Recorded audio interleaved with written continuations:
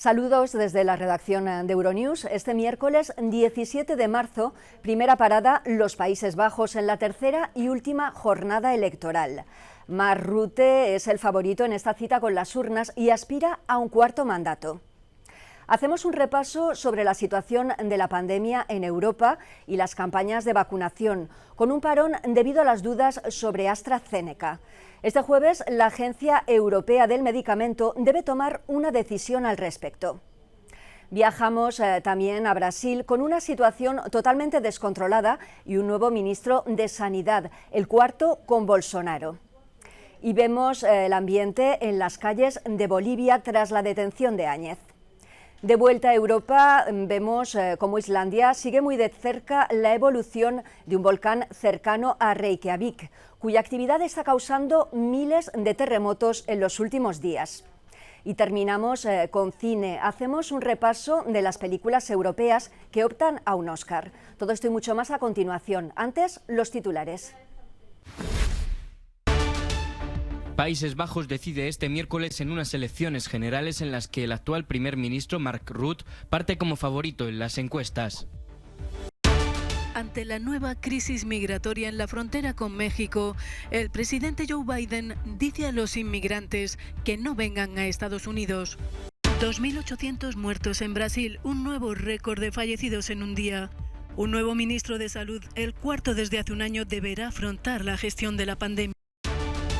Más de 50.000 terremotos en 3 semanas ponen en alerta máxima la capital de Islandia, Reykjavik, ante el temor de que se active un volcán cercano. Último día para votar en unas elecciones marcadas por la COVID-19 en Países Bajos. Durante 2 días los votantes de grupos de riesgo han depositado sus papeletas en los 1.600 colegios electorales que se habían habilitado y se ha recogido el 12% de los votos. Las urnas también se han abierto esta madrugada con el fin de evitar la propagación. Votar es algo bueno de todos modos. Estamos en plena noche, pero claro, está el toque de queda. Hace meses que no salgo en mi coche a las 12 menos cuarto de la noche. Creo que es especial. Pero no ha sido hasta esta mañana a las 7:30 cuando se han abierto todos los 9.200 colegios. El primer ministro, Mark Rutte, ha depositado su voto a última hora de la mañana. Se espera que los liberales de Rutte ganen las elecciones, pero es probable que tenga que renovar una coalición con otros partidos. Según los sondeos, Geert Wilders, el candidato de extrema derecha, quedará en segundo lugar. Su partido es probable que acabe liderando la oposición ante el rechazo de las demás formaciones a sus medidas que, entre otras cosas, suponen cerrar mezquitas, prohibir el Corán y abandonar la Unión Europea. Si Rutte consigue la victoria, sería su cuarta legislatura y podría llegar a alcanzar los 15 años de gobierno y superar en longevidad en el cargo a todos los primeros ministros de los últimos 40 años. Más de 14 millones de votantes acuden a las urnas en Países Bajos. Elegirán a los 150 representantes de su Cámara Baja.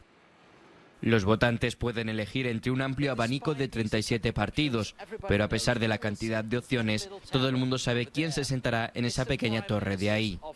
Es la oficina del primer ministro. Desde 2010 es el lugar de trabajo oficial de Mark Rutte y parece que no va a perder su puesto. Creo que en general la gente está satisfecha con la forma en que se maneja la crisis del coronavirus. Por supuesto que las críticas son menores.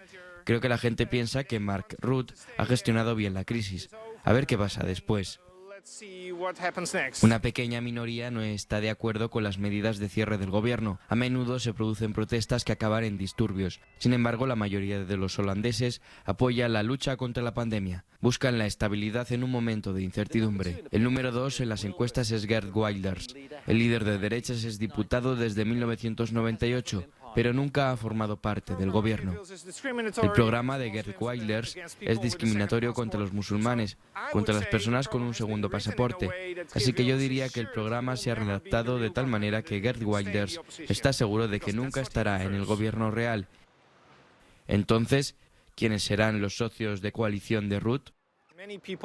Mucha gente espera que el próximo gobierno esté un año, quizá un año y medio. Cuando la crisis termine, entonces tendremos unas verdaderas elecciones en camino. Así que probablemente estaremos aquí dentro de un año o dos de nuevo. Una cosa ya es segura, Mark Rutte se dirige a su cuarto mandato consecutivo como primer ministro holandés. Lo que es menos seguro, sin embargo, es cuánto tiempo permanecerá Rutte en su puesto una vez que la crisis del coronavirus haya terminado. Ante la nueva fiebre migratoria en la frontera con México, el presidente Joe Biden dice a los inmigrantes que no vengan a Estados Unidos. Al paso fronterizo de Matamoros afluyen familiares de solicitantes de asilo con los documentos en regla, pero también decenas de miles de migrantes y menores no acompañados.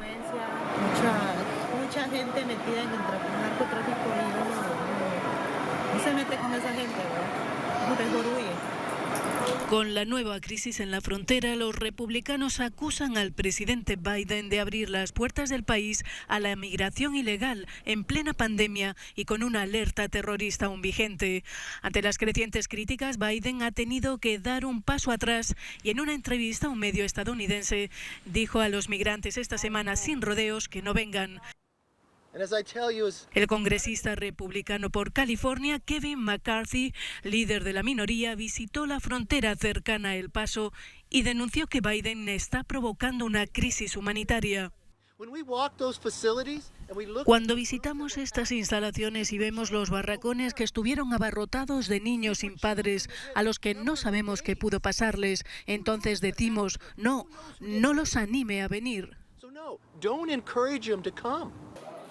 El gobierno de Biden anunció en febrero que iniciaría el proceso de los casos de miles de solicitantes de asilo que bajo el programa Protocolos de Protección al Migrante, más conocidos como Remain in Mexico o Permanezca en México, fueron obligados a esperar su trámite en ese país.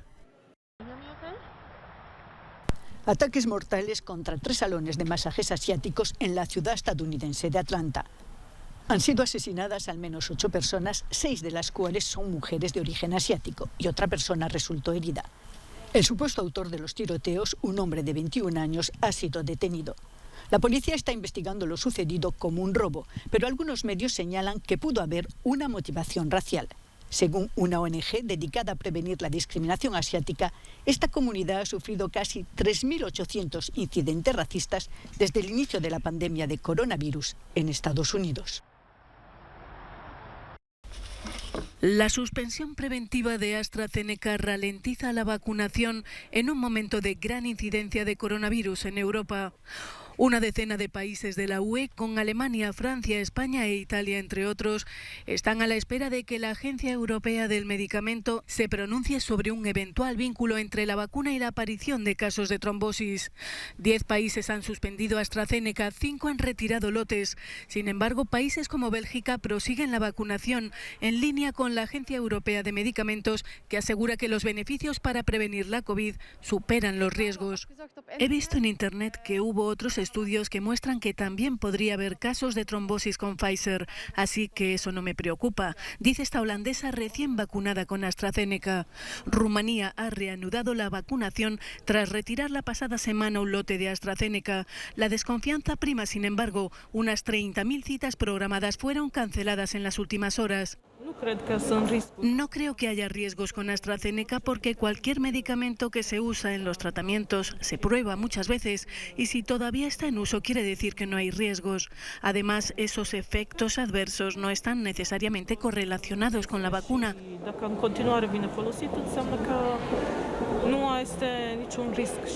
Además, no conocemos el historial médico de las personas que tuvieron esa reacción, argumenta esta dentista rumana.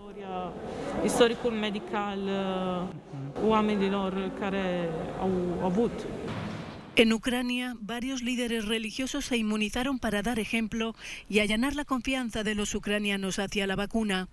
Mientras Grecia intensifica su campaña de vacunación, despejando las dudas que ensombrecen a AstraZeneca mediante diversos informes, a la espera de que se publiquen el jueves las conclusiones de la Agencia Europea de Medicamentos.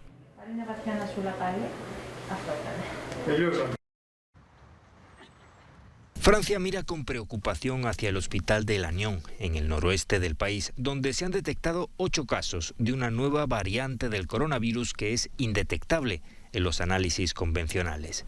Las autoridades sanitarias se han apresurado a tranquilizar a la población. Los síntomas de la variante bretona son los mismos que los demás.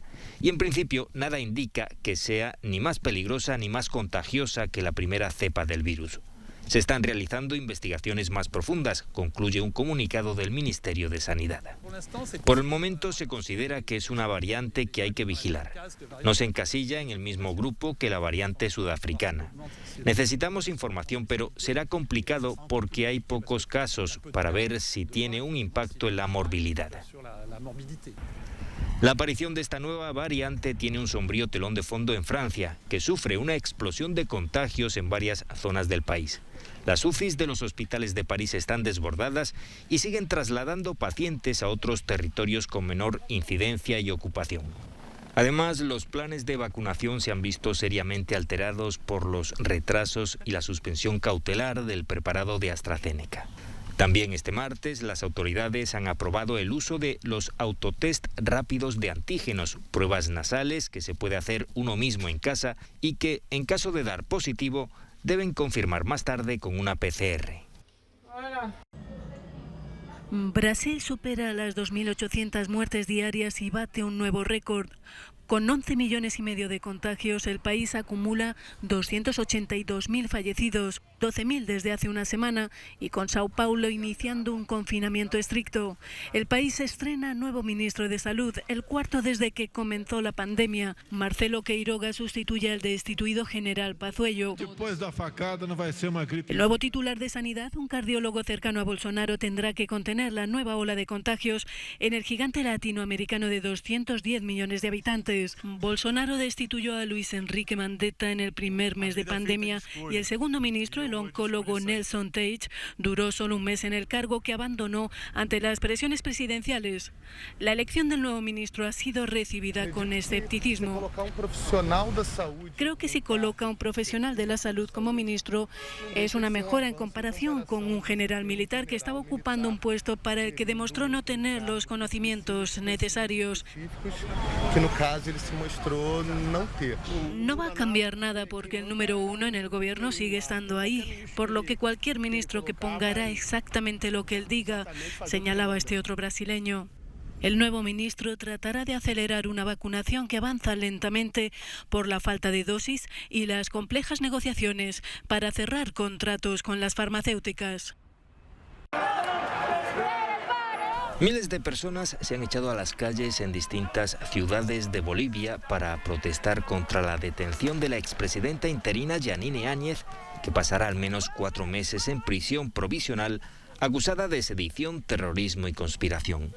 Convocadas por partidos y asociaciones de derecha, hubo marchas multitudinarias en La Paz, Cochabamba y Santa Cruz.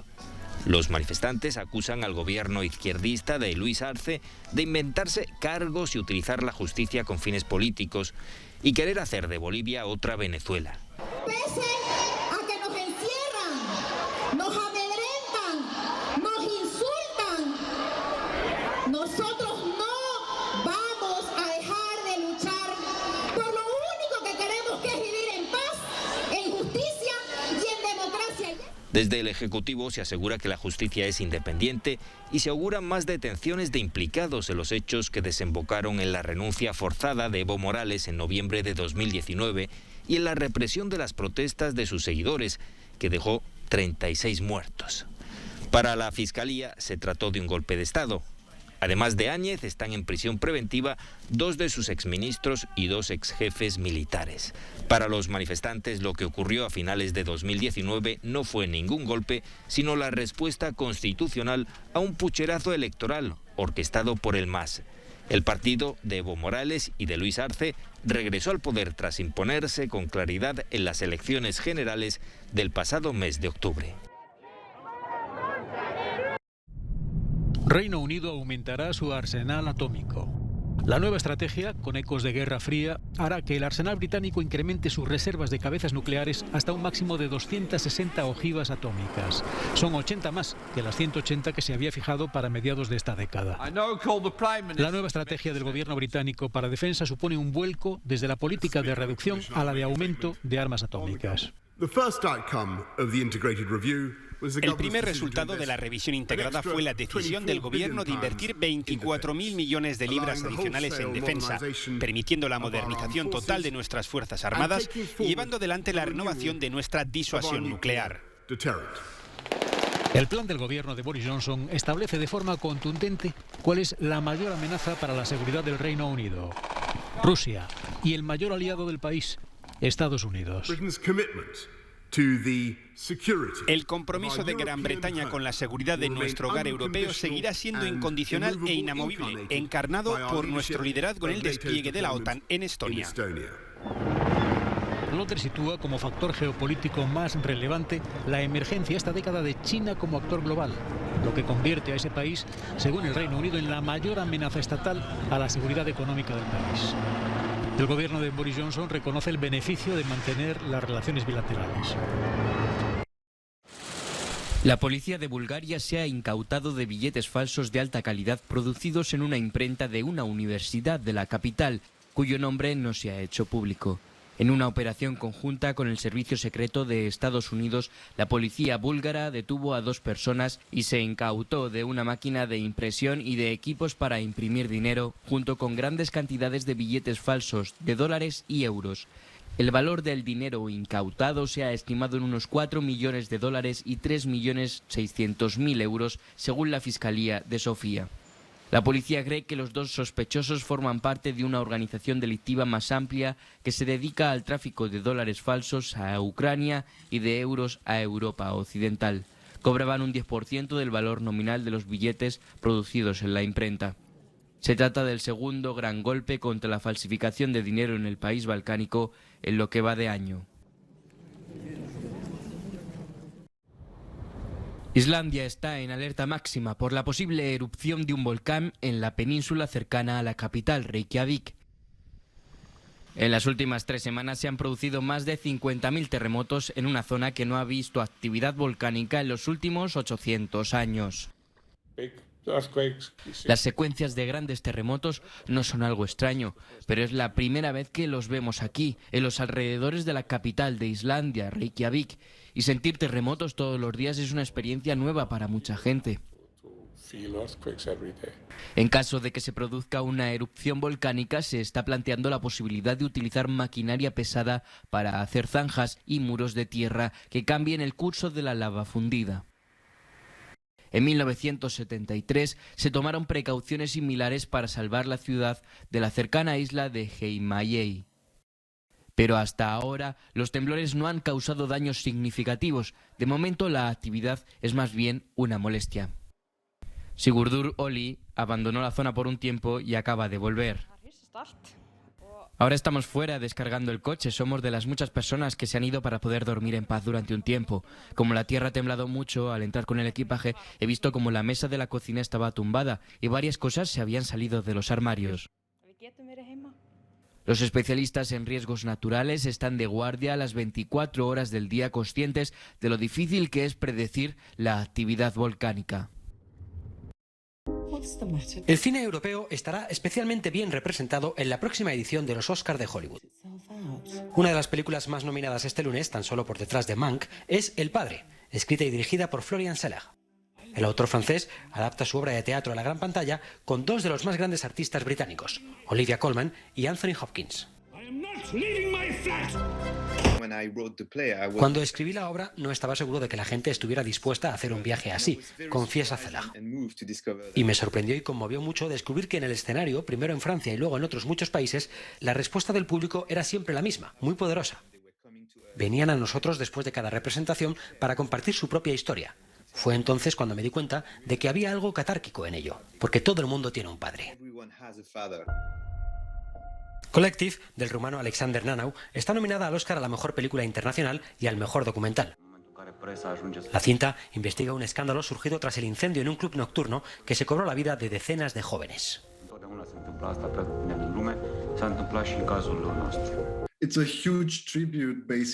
Básicamente es un gran tributo al periodismo de investigación y a los denunciantes que luchan contra los poderes corruptos e incompetentes que están aplastando la vida de la gente, explica Nanau. Y en cierto modo, para nosotros, se trata de un homenaje cinematográfico a las víctimas y a los supervivientes de lo que vemos en la película. También está nominada a Mejor Película Internacional Quo Vadis Aida, de la directora bosnia Jasmila Zvanic, con la masacre de Srebrenica como telón de fondo. Para nosotros, esta película no es solo una película. Es un recordatorio de lo ocurrido en Srebrenica en 1995 y sobre todos los demás genocidios que ocurrieron y que están ocurriendo en este momento, que nunca deben ser olvidados o negados.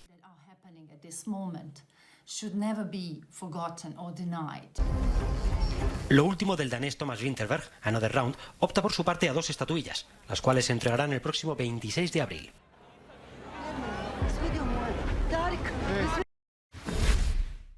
Termina aquí Euronews. Hoy ponemos punto final a esta edición festejando San Patricio de la mano de Turismo de Irlanda en el extranjero, que ha teñido de verde monumentos de todo el mundo. Hasta mañana.